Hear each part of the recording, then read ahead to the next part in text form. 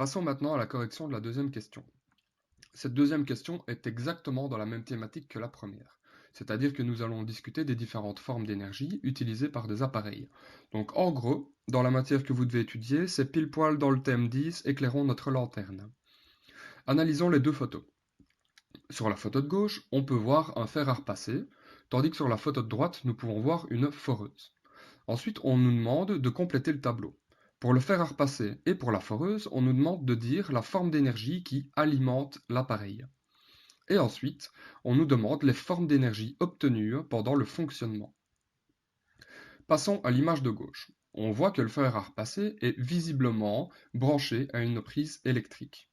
La foreuse est également branchée à une prise électrique. Et donc, on peut dire avec certitude que ces deux appareils fonctionnent à l'énergie électrique. On complète le tableau, donc la forme d'énergie qui alimente l'appareil, que ce soit pour le fer à repasser ou que ce soit pour la perceuse, eh bien, il s'agit d'énergie électrique.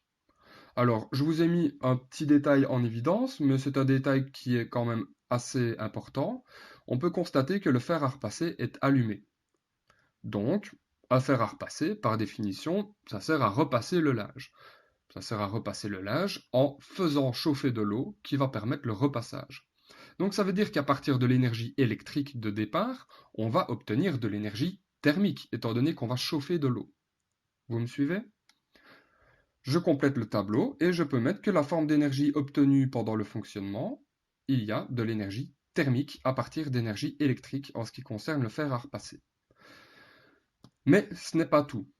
Cette énergie thermique-là, elle va permettre de chauffer de l'eau qui va permettre de repasser le linge. Mais il y aura toujours de l'énergie thermique perdue dans l'air, donc dans le milieu ambiant. C'est ce que j'ai représenté en brun ici sur la dia. Et donc, je peux compléter le tableau en indiquant qu'il y a également une perte d'énergie thermique. Moi, c'est ce que j'ai mis en brun. Maintenant, on passe à la foreuse. Une foreuse, ça sert à quoi? Ça sert à forer un mur avec une mèche. La mèche, pour pouvoir percer le mur, elle doit être mise en rotation, en mouvement.